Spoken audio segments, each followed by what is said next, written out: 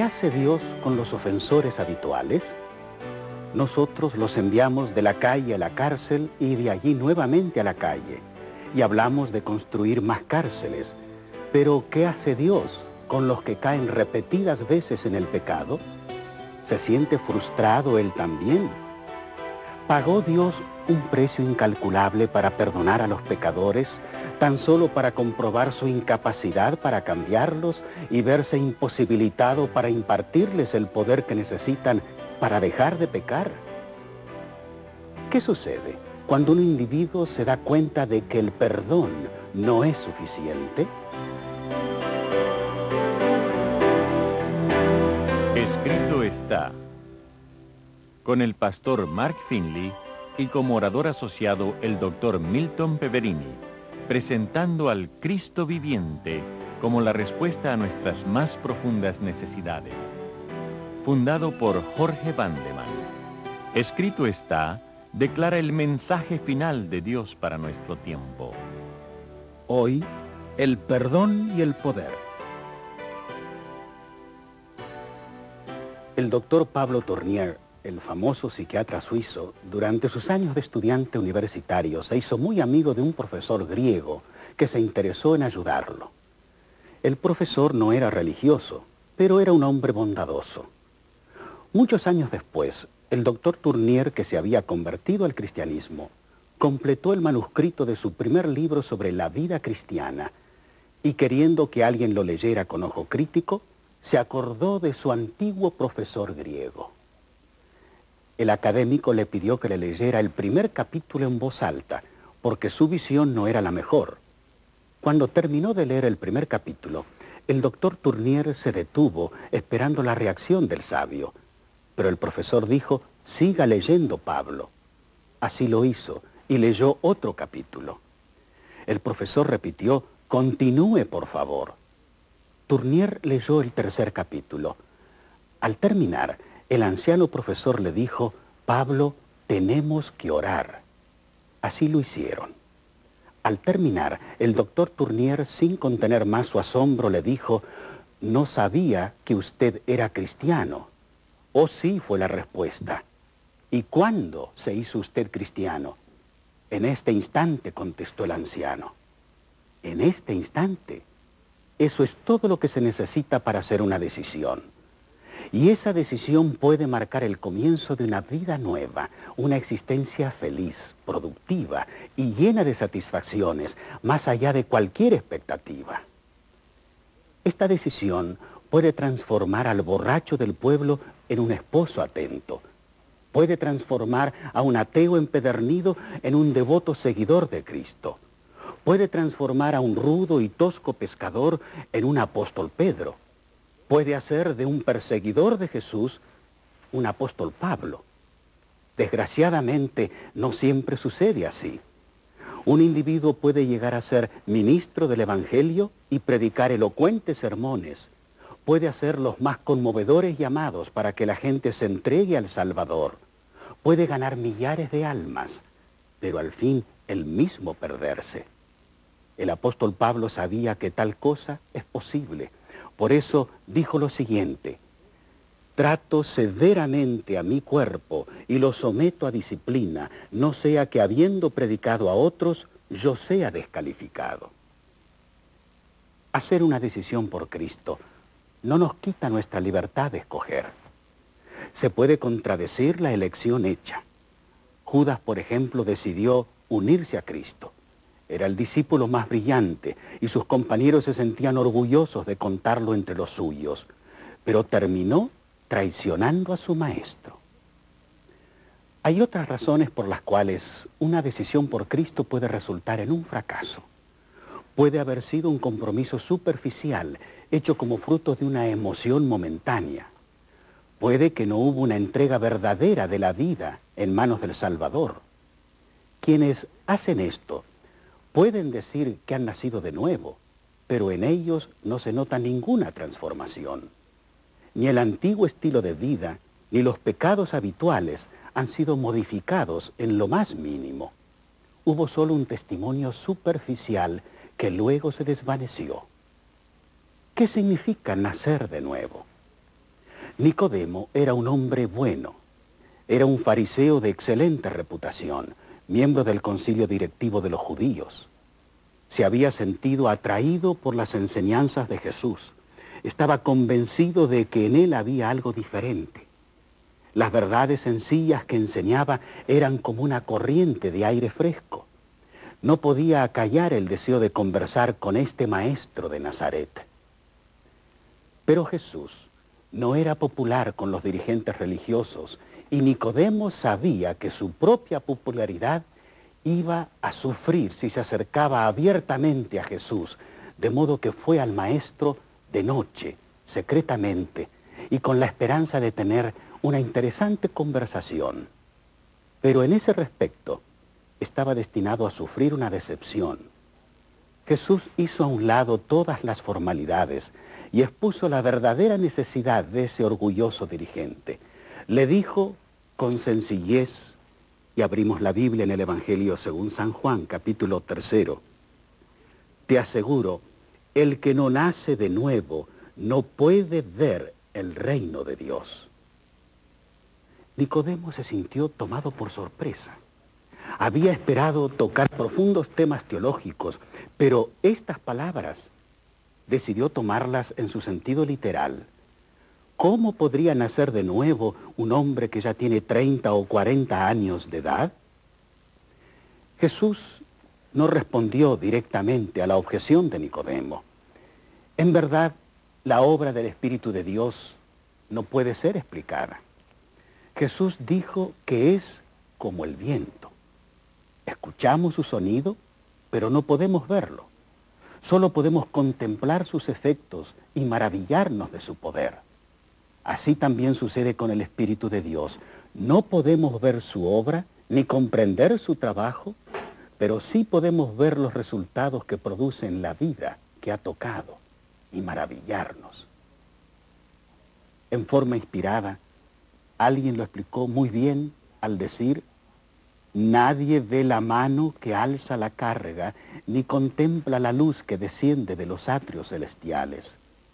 La bendición viene cuando por fe el alma se entrega a Dios.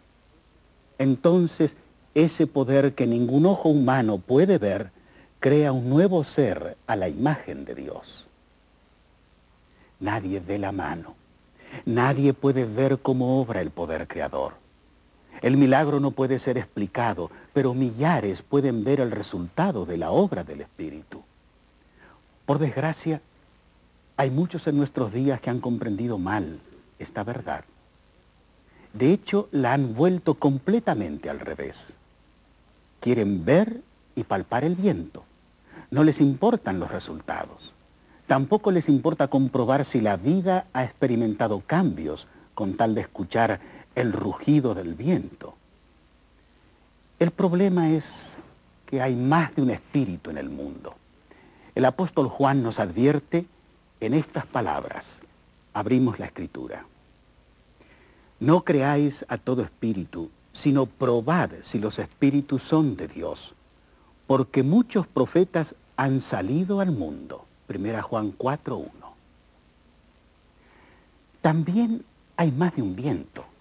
El apóstol Pablo nos advierte diciendo: ya no seamos niños fluctuantes llevados por cualquier viento de doctrina, por estratagema de hombres que para engañar emplean con astucia los artificios del error.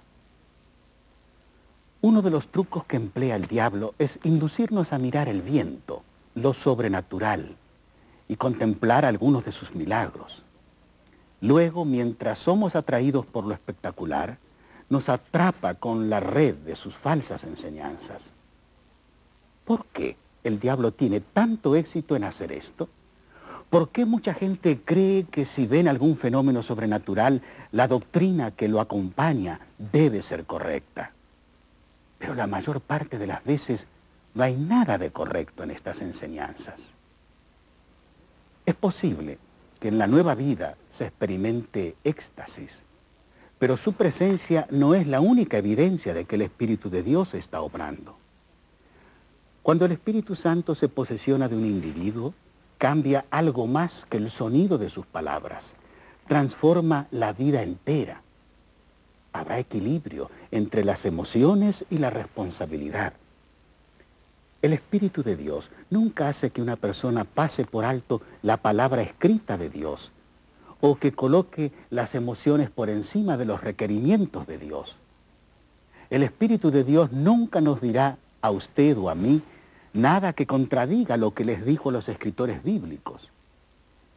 Pero la presencia de conversiones falsas en nuestra época, así como la actividad de los espíritus engañadores, el soplo de vientos de error, todo ello es evidencia de que lo genuino existe. Un falsificador no se molesta en falsificar lo que no existe. Tampoco lo hace el ángel caído. La verdadera conversión, el nuevo nacimiento, como usted prefiera llamarlo, es algo muy real. Es un milagro, el cual no puede ser explicado. Es algo que solamente Dios puede realizar. El apóstol Pedro afirma que se logra por medio de la palabra de Dios. Y Jesús enseña que es algo absolutamente esencial. Sin esta experiencia, la vida cristiana se convierte en una verdadera carga. A pesar de este hecho, millares de sinceros cristianos viven precisamente esta clase de vida. Por alguna razón no han experimentado este milagro. Han guardado los mandamientos tal como Nicodemo. Han cumplido fielmente todo deber conocido. Saben usar sus Biblias y distinguir la verdad del error. Se consideran convertidos y trabajan arduamente por su maestro, pero no mantienen una relación personal, estrecha y viva con él. Tarde o temprano, estas personas descubren que su cuidadosa observancia de los mandamientos, los deberes que han cumplido, su conocimiento de la verdad, no les ha provisto de verdadero gozo en la vida, ni les ha concedido la victoria sobre el pecado. A menudo se ven derrotados, impotentes ante los ataques del enemigo. No hay poder en sus vidas y se sienten confusos y aturdidos. ¿Será que el cristianismo no funciona después de todo? Hay multitudes que han hecho una entrega sincera a Cristo. Han experimentado el nuevo nacimiento, se gozan en la seguridad de que sus pecados les han sido perdonados. La nueva vida les parece encantadora. Viven en una atmósfera de milagros, pero de pronto fallan y se desaniman. ¿Qué fue lo que anduvo mal? ¿Hace Dios un milagro al comienzo de la nueva vida solo para abandonarlos más tarde y para que al último terminen en el fracaso? Hay algo que anda mal en este cuadro. Y esto va a sorprenderle. El perdón, maravilloso y costoso como es, no es suficiente. Y aún el nuevo nacimiento, milagroso como es, no es suficiente. Si el Evangelio de Jesucristo no ofrece más que perdón, es un evangelio defectuoso. Y si Jesús nos puede impulsar milagrosamente al comienzo de nuestro camino, pero no hace provisión continua para librarnos del poder del pecado, es como si nunca hubiera venido a este mundo. Preguntamos, ¿es posible que Jesús haya cometido un error como este? ¿Se proponía acaso tan solo perdonarnos y guiarnos al comienzo de nuestra vida como creyentes, para luego abandonarnos a la esclavitud del pecado? Por supuesto que no. Necesitamos el perdón en forma urgente. Necesitamos nacer de nuevo, pero con la misma urgencia necesitamos el poder que nos capacite para dejar de pecar. El perdón y el poder. ¿Puede ser que Cristo provea el uno sin el otro? ¿Se habrá olvidado del poder? ¿Será tan solo capaz de perdonar nuestro pasado, pero no de cambiarnos, de prepararnos para la vida futura? No. El apóstol Pablo afirma, no me avergüenzo del Evangelio, porque es poder de Dios para salvación a todo aquel que cree. Romanos capítulo 1, versos 16 y 17. No, el apóstol Judas dice, a aquel que es poderoso para guardaros sin caída y presentaros sin falta, ante su gloria con grande alegría. Judas, verso 24. También dice no el apóstol Juan: a todos los que le recibieron, a los que creen en su nombre, les dio potestad de ser hechos hijos de Dios. Juan 1:12. El poder está disponible, pero es el poder de Dios, no el nuestro. No se trata del poder de nuestra voluntad, ni de la autodisciplina. La fuente de ese poder se halla fuera de nosotros. Es algo que Dios hace por nosotros. En todos sus aspectos, no solo al comienzo, la vida cristiana es un milagro del poder de Dios. Debiéramos haber sabido que fracasaríamos al luchar solos, porque Jesús nos dijo con toda claridad: separados de mí, nada podéis hacer. Juan 15:5. A veces, sin embargo, las palabras no quedan registradas en nuestro ánimo hasta que las necesitamos con urgencia desesperada. Entonces brillan como un anuncio de neón. Entonces vemos que hemos estado tratando de realizar lo que solo Dios puede hacer. Ahora bien, por extraño que parezca, esta experiencia de caer hasta el fondo, este desánimo y desesperanza que producen nuestros repetidos fracasos, todo esto parece ser parte de la forma como Dios nos salva. El plan que Dios estableció para nosotros no es complicado. El secreto de la vida cristiana feliz es sumamente sencillo si tan solo nos disponemos a aceptarlo. Muchos años atrás, Elena de White, una escritora con profunda visión espiritual, lo definió con estas palabras: es la obra de Dios que abate en el polvo la gloria del hombre y hace por el hombre lo que éste no puede hacer por sí mismo. Esta es la mejor definición que se puede encontrar. La experiencia que necesitamos con tanta urgencia viene en dos partes. En la primera, la gloria del hombre se ve abatida hasta el polvo.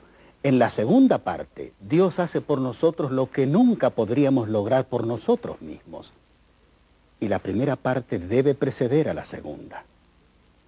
No estamos verdaderamente listos para comprender cuán maravilloso es lo que Dios puede hacer hasta que no nos convencemos de la absoluta inutilidad de lo que nosotros podemos hacer. Solamente cuando hemos probado y fracasado en innumerables ocasiones, solo entonces estamos listos para el milagro de la vida de la fe. Solo entonces experimentaremos lo que se nos ha negado por tanto tiempo: la paz, el gozo y la victoria que provienen de confiar únicamente en Cristo para nuestra salvación. ¿Por qué hemos sido tan lentos en permitir que Dios obre sus maravillas en nosotros? Hemos luchado tanto tiempo con nuestras escasas fuerzas, cuando podríamos haber estado constantemente conectados con el poder que hizo los mundos. Hemos tomado el tren ordinario cuando los aviones de Dios vuelan tan rápido. Hemos estado empujando nuestros tranvías a pesar de tener las líneas eléctricas al alcance de la mano, como si Dios sufriera de escasez de energía y necesitara de nuestra ayuda. Con razón, nuestro corazón se llena de melodías cuando descubrimos el sencillo secreto que puede cambiar toda nuestra vida. Amigos, hemos perdido tantas bendiciones, pero ahora gocémonos en lo que Dios nos da y nos ofrece. Que esta melodía inspire nuestro corazón. ¿Cómo agradecerte, Señor, por tu gran bondad? Nada yo merezco, mas todo en tu amor me das. Las voces de miles de ángeles jamás podrán mis gracias dar, pues lo que soy y lo que espero ser, no debo Dios sea la gloria, a Dios sea la gloria, a Dios sea la gloria, por su amante bondad, con su sangre compróme, su poder redimióme. A Dios sea la gloria por su grande bondad. Quiero vivir, Señor, para agradarte solo a ti. Mas si el orgullo entra en mí, llévame, Señor, al Getsemaní. Con su sangre salvóme, su poder levantóme. A Dios sea la gloria por su grande bondad.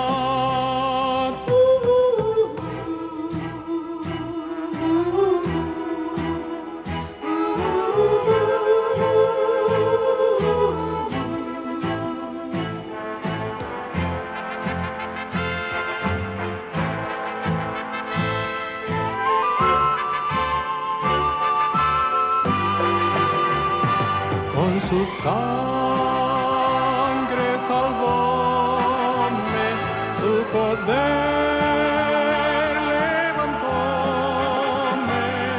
A Dios sea la gloria por su grande bondad. Su bondad.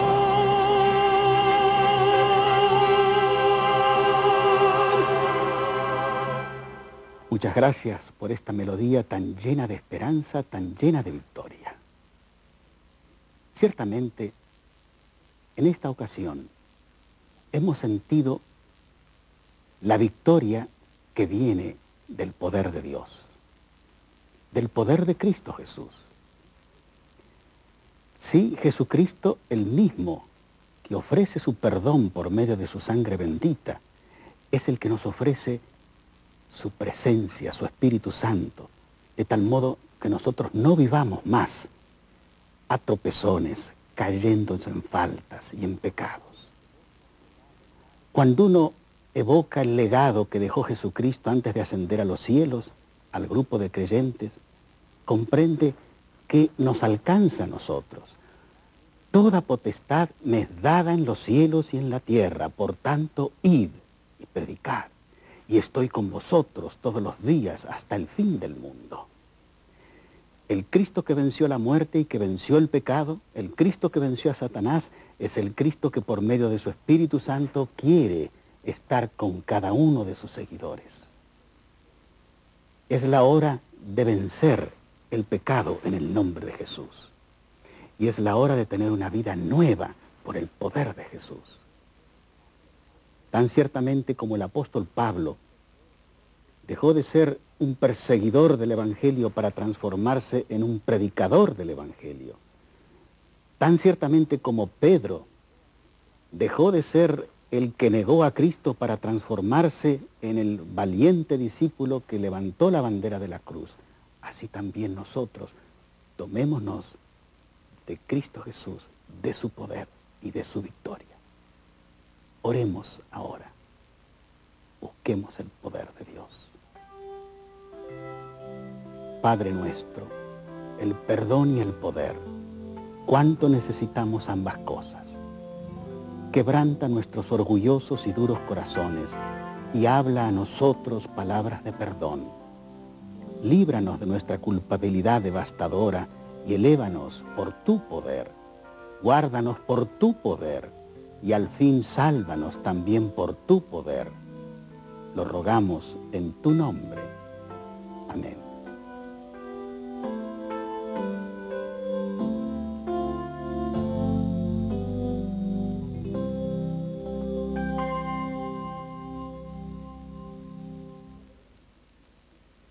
Amigos televidentes, antes de separarnos, queremos invitarles para que aprovechen la oferta que ha sido presentada y escriban en manera inmediata, de tal manera que podamos nosotros responder a su pedido.